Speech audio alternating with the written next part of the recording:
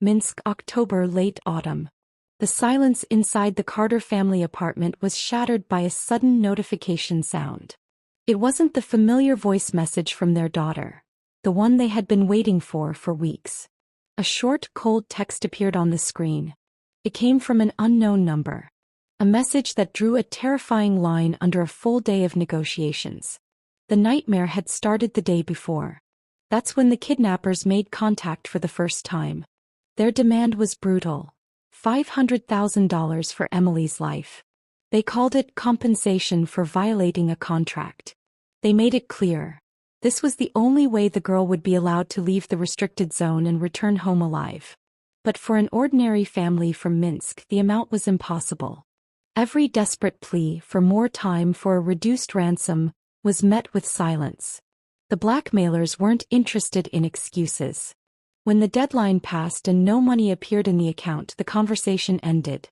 Punishment had begun. A new file was uploaded to the chat. A photograph of a document. It was a medical certificate, issued somewhere deep in the jungles of Myanmar, in a remote village called Flu. The cheap paper and faded letters formed a sentence that sounded like a death verdict. In the line marked cause of death, there was a cold, routine phrase, heart attack. Just below it, like a final stamp of erasure, was another note. The body had already been cremated. Then came an explanation that froze the blood. The criminals wrote calmly, professionally, as if they were talking about discarded inventory. Because the ransom had not been paid, Emily was declared dead. Her organs, they claimed, had been removed and sold on the black market to cover the company's losses. The remains were burned. The deal was over. There was no one left to save. Then the unknown contacts issued a new ultimatum. Even more monstrous than the first. If the parents wanted to receive at least an urn with their daughter's ashes, to say goodbye like human beings, they had to pay. Otherwise, the ashes would simply be dumped into a ditch. The mother, refusing to believe what she was reading, pressed the call button with trembling fingers. She still hoped the document was fake. A psychological attack. A lie meant to break them. But the phone answered only with long, empty tones. Sounds disappearing into a gray zone where neither police nor diplomats could reach. The parents cried over a message about a handful of ashes, not yet knowing the worst truth. The document was a lie. But reality was far more horrifying. Emily was indeed dead. But fire had never touched her body. Mutilated, she lay in damp soil beyond a foreign border, waiting to be found. While her killers sold her family nothing but air instead of remains. To understand how Emily ended up in the jungles of Myanmar, we need to rewind the story. Later, the news would mistakenly call her a star of The Voice. But archives from years earlier tell a very different story. The footage doesn't show a national television stage. It shows a small club in Minsk. Emily really did take part in a talent competition. But it was a local amateur contest. She played the flute, won prizes and earned recognition. Yet none of it brought fame, money or serious contracts. Music remained a passion, not a way to survive. At a young age, Emily made a life-changing decision. She left her home country and bought a one-way ticket to China. The next several years of her life became a blur of constant movement across Asia. Her passport filled with stamps from Singapore, Hong Kong and Vietnam. But her main base remained mainland China. Emily took any job available to foreigners. During the day she taught English in kindergartens. At night she sang in bars. In between she delivered food to make ends meet. The chaos wasn't random. Everything served one purpose. Emily was building a plan. She dreamed of opening her own bar in Chengdu. A massive city. Millions of people. Brutal competition. Entering that business required serious capital. Money impossible to save from teaching, singing, and delivery work. The financial gap pushed Emily toward radical decisions. Decisions that would change everything. A friend known in the messages as Nax later revealed the source of part of Emily's savings. Emily had turned to reproductive medicine clinics in China. She underwent hormone therapy. Then she lay down on an operating table. Emily sold her eggs. According to Nax, Emily said she wanted to help couples who couldn't have children. But the real reason was never a secret. The payment was high. By the end of that chapter, the strategy collapsed. Despite the procedures and working herself to exhaustion, the money needed to open a bar in the city was never reached. Emily had no choice but to return to Minsk. The bar remained nothing more than a business plan on paper. Her body, meanwhile, was depleted.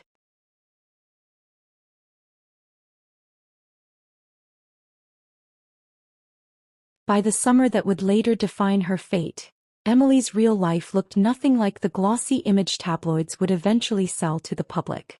The myth of a television star didn't survive a fact check. On paper, Emily was a courier. Every day she carried a heavy thermal bag, delivered food to strangers' apartments, worked long shifts for modest pay, barely enough to cover rent and basic needs. This was the reality. And it was exactly this vulnerability that made her the perfect target. Those around Emily described her as curious and artistic, yet trapped in the grind of everyday life. A co-worker, Maria Novitskaya, remembered her as a bright, warm person who constantly searched for a way to break free from the gray monotony. A psychologist analyzing Emily's profile would later note her attention-seeking tendencies and high anxiety. The perfect combination of vulnerabilities that professional recruiters hunt for. She desperately needed a stage, recognition, and a fast financial lift. Yet she saw no legal way to achieve it. It was during this moment of psychological crisis that Emily discovered a job posting in a private Telegram chat. It looked like a lifeline. The ad was crafted using every rule of a marketing trap. They wanted a voice model fluent in German and English. The contract terms sounded fantastical for an ordinary courier. A guaranteed monthly salary beyond anything she could dream of. On top of that, bonuses could push the total income even higher. The description featured all the trappings of a luxurious life. A beautiful office, a comfortable schedule, 10 days of work, 2 days off, and, most importantly, a private room instead of shared accommodations. It was the kind of opportunity that could make anyone believe they'd finally escaped the ordinary. The recruiters acted aggressively and professionally, leaving Emily no time for critical thinking. The agent sent photos of sleek glass buildings, videos of modern interiors, and assured her the company was legitimate. Other models from Eastern Europe were indeed working in the office. But that only added to the illusion of credibility. The final argument that shattered her last doubts was complete coverage of logistics. Flights, visa support, and transfers, all paid by the company. Emily was told exactly what she wanted to hear. Her talent had finally been recognized. An international career awaited her, not delivering pizzas.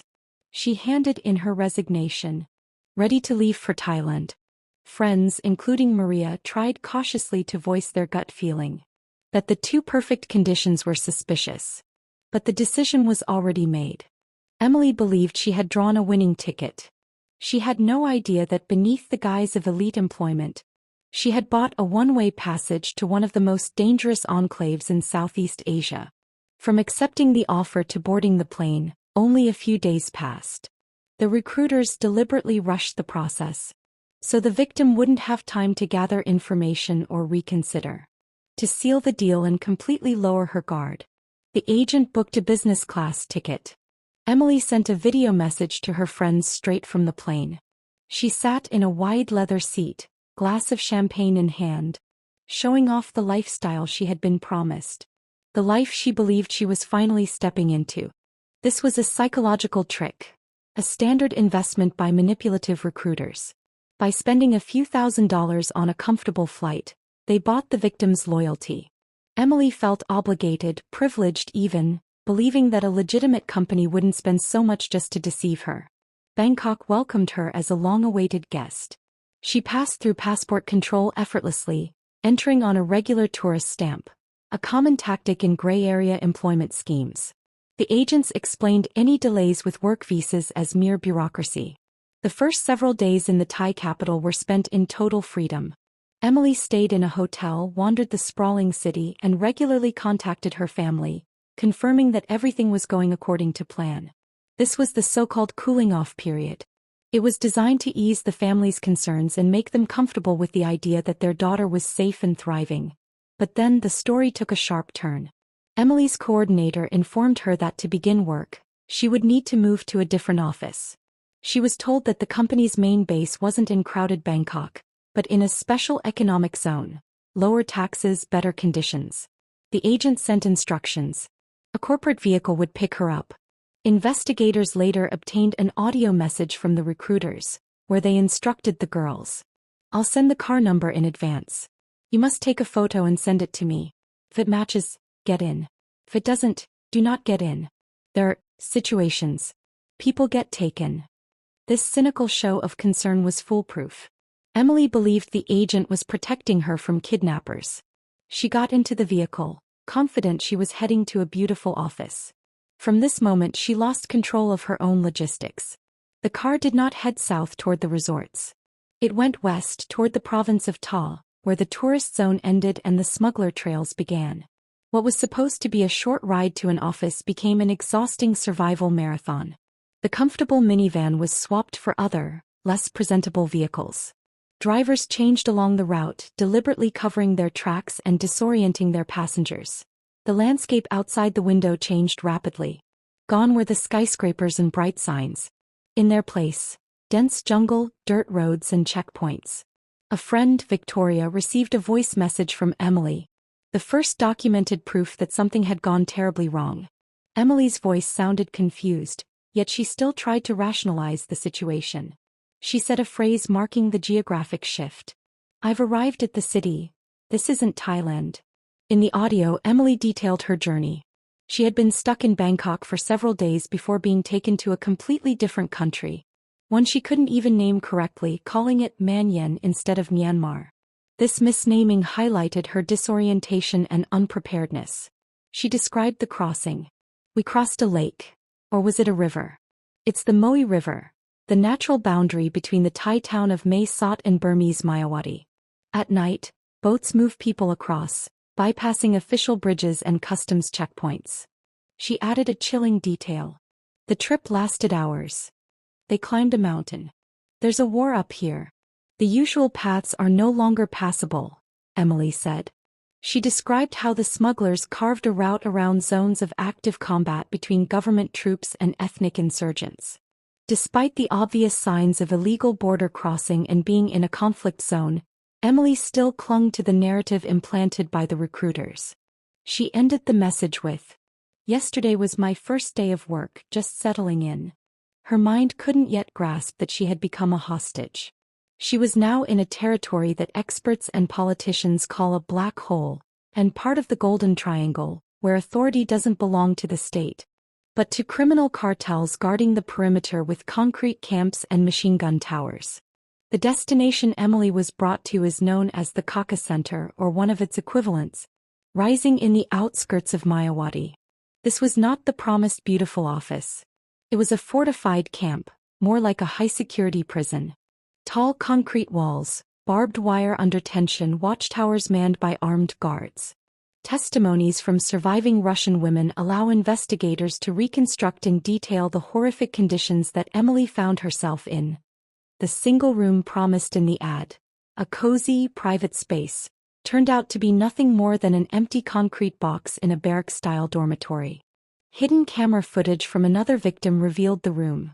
Barred windows, bare walls, absolutely nothing else. The reality Emily faced shattered the illusion of a luxury contract instantly. Instead of the promised apartment, she was placed in a concrete cell with no furniture, no bedding, and no basic amenities. It was at this moment that the financial trap snapped shut. The camp administration immediately presented a bill. A mattress, a pillow, a bucket for water, and hygiene products all had to be purchased at the local shop, where prices were inflated many times over. These everyday expenses stacked on top of the business class flight, visa fees, and transfer costs, creating an artificial, insurmountable debt that legally and psychologically tied the victim to the location. She was told she could not leave until all the company's investments had been repaid. Control mechanisms were applied instantly. Her passport was confiscated under the pretext of extending registration or formalizing a contract. Even if her personal phone remained in her hands, it had become a tool of surveillance. Every message, Every call was monitored under a total digital lockdown by the security services. The fear of punishment for contacting family or attempting to send her location paralyzed her will. Emily was surrounded not by fellow models, but by thousands of similarly deceived people from Eastern Europe, China, India, and Africa.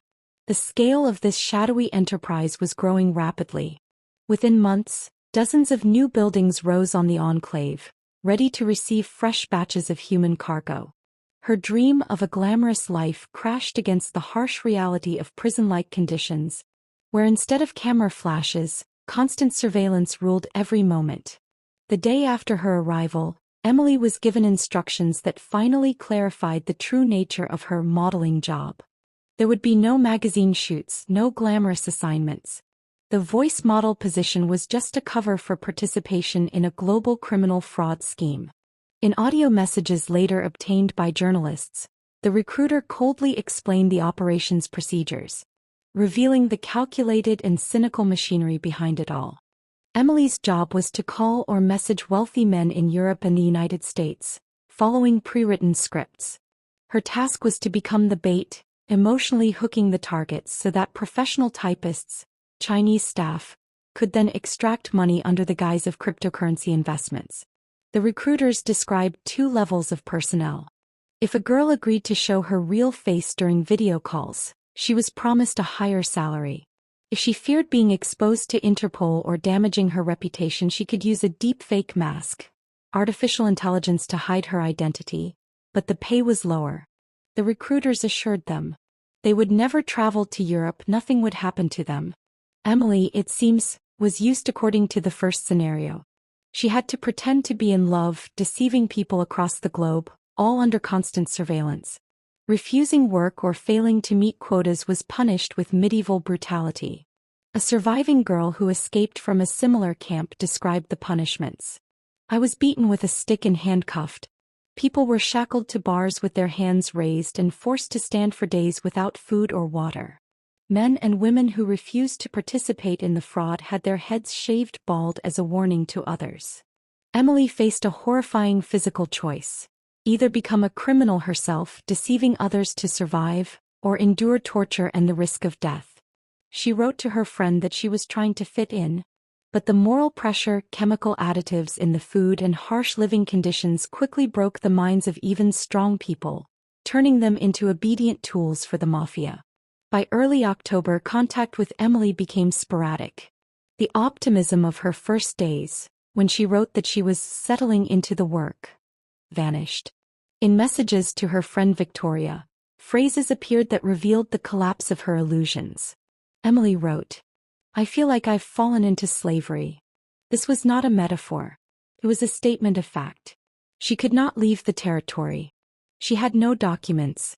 Her debt to the employer for flights and accommodation was growing faster than she could earn through deception. Her physical condition deteriorated rapidly. The mechanism of will suppression in Myanmar's camps has been perfected over years and relies on pharmacology. A survivor of a similar barracks described the prisoners' diet: leftovers, plain rice and cheap noodles. But the main danger was not calorie deficiency, it was the chemical additives. Psychotropic substances were mixed into the food. The administration's goal was to shut down critical thinking and suppress hunger, forcing people to work 16 to 18 hours a day without sleep. Emily's messages confirmed the grim reality. Her friend noticed a change in her communication style. Instead of lively responses, she sent short, mechanical replies, robotic, devoid of emotion. She lost focus. Under the influence of drugs and chronic stress, she could no longer meet the production quotas. Her output plummeted toward zero. In the coordinates system of the KK Center, this was a death sentence. A weak worker who failed to bring in foreign currency faced physical punishment, from hours of squats to shocks from electric prods. Emily weakened, becoming useless ballast for the cartel, the kind of person they planned to dispose of. By October, the previously active chats with Victoria and her family went silent. The messengers, once her only lifeline to the outside world, stopped showing her online status. Incoming messages failed to show as delivered, and calls were automatically disconnected by the mobile operators. For the administration of the KK Center, this silence meant one thing: the worker at that terminal had stopped functioning. In the world of cyberslavery, idle equipment is unacceptable. If an employee was not sitting at their keyboard, not engaging with potential victims, it meant they were physically removed from work. Insiders familiar with the management structure of such camps point to a strict protocol in these situations. When a captive's financial output drops to zero and cannot be corrected even with force or psychotropic drugs, the coordinators make an administrative decision. Emily was isolated from the main hall. Her access to the corporate smartphone was blocked.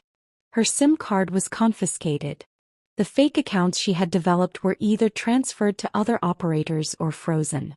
From that moment, Emily ceased to exist as a unit capable of generating traffic. In the logic of the criminal operation, she had moved from the category of tool to the category of problem. Several days after contact with their daughter abruptly ended, messages from unknown numbers began arriving on the phones of Emily's parents. The anonymous senders wasted no time proving she was alive. They went straight to the bill. They demanded $500,000 for her release. The amount was non-negotiable. This was the standard rate set by the Golden Triangle cartels for problematic workers, those whose debt had exceeded their potential output. The negotiators spoke coldly, using the language of commerce and assets. In their messages, Emily was no longer a person. She was listed as cargo, to be liquidated in parts if payment was not received on time. Then came the direct threat. They explicitly mentioned organ removal. Kidneys, liver, corneas. All would be sold on the black market to cover the company's losses. Such ultimatums are a common pressure tactic in this region of Myanmar. Often, the threat of dismemberment is used merely to speed up the transfer. But in a place ruled by total impunity, this scenario is not symbolic. It is physically real. As we already know, the Carter family found themselves at a dead end. The demanded sum, $500,000, exceeded the value of everything they owned. The family immediately forwarded all received files to the Belarusian Ministry of Foreign Affairs and to the embassy in Vietnam, which oversees the region. Diplomats, including Ambassador Vladimir Burovikov, initiated official requests. But the machinery of the state collided with geographic reality. The village of Flu is located in the gray zone of Karen State. This is a territory where neither Myanmar's laws nor Thailand's laws apply. Police have no physical access to the enclaves controlled by armed groups. Thai security forces stop at the border of the Moe River. The claim of cremation served the criminal syndicate for a practical reason. Fire destroys evidence. Without a body, forensic pathologists cannot perform an autopsy. They cannot document bruises from beatings, marks from electric shocks, or the organ removal that had been threatened earlier. Fire also erases the toxicological picture, the presence of the psychotropic substances used to suppress the victim's will. From a legal standpoint, the case reached a deadlock. The investigators had no body, no crime scene, and no access. There were no witnesses as the other workers at the center remained trapped within the perimeter. The family was left with nothing but a digital scan of a certificate from a hospital that didn't exist. Official channels proved powerless against an autonomous system built on the border between two states. It seemed that Emily's story would end with either an urn of ashes or emptiness. But a few days later, information emerged from the restricted zone that contradicted the false cremation. The scenario written by the criminals for her family and diplomats crumbled at the end of October. The cremation claim, intended to halt the search and hide evidence, was a fabrication. During operations, details of which authorities did not disclose for investigative reasons, it was confirmed that Emily's body was found. It had not been burned. The truth surfaced not thanks to official police efforts, who were barred from the gray zone, but because of the noise her parents raised. Their desperate letters to international organizations and the press created too much pressure. For the criminal operators in Mayawati, the name Emily Carter became toxic. They needed the story to die down. And for a moment the system cracked. One of the camp workers, either looking to make money or afraid of an internal purge, leaked the burial coordinates to volunteers. A search team made up of local guides and members of a humanitarian mission moved out at dawn. They entered dense jungle just a few kilometers from the village of Flu, the very place where, according to the fake certificate, Emily had supposedly been cremated. There was no crematorium there. Amid thick tropical vegetation washed out by recent rains, the searchers noticed a patch of freshly disturbed earth, carelessly covered with branches and construction debris. This was the place where they dumped those who had become used up. Unprofitable slaves. People who no longer generated income. When the ground was opened, the lie about cremation and organ sales collapsed completely. Emily's body was there. She had not been cremated. The killers didn't even bother to properly hide the evidence.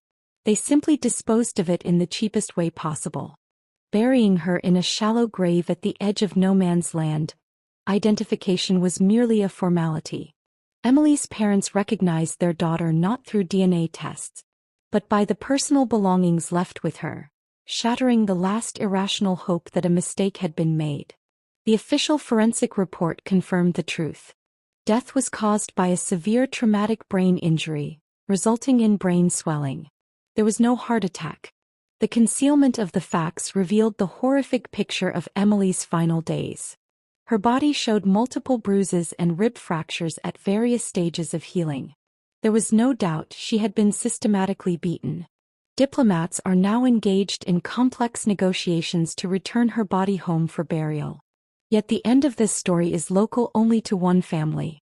In the concrete cells of the KK Center and neighboring enclaves, thousands of monitors light up at this very second. Other young people, seduced by easy money or chasing a dream, sit at keyboards. They send messages reading "hello" and investment offers, struggling to meet production quotas to prolong their own lives by another day. The factory keeps running. Until next time.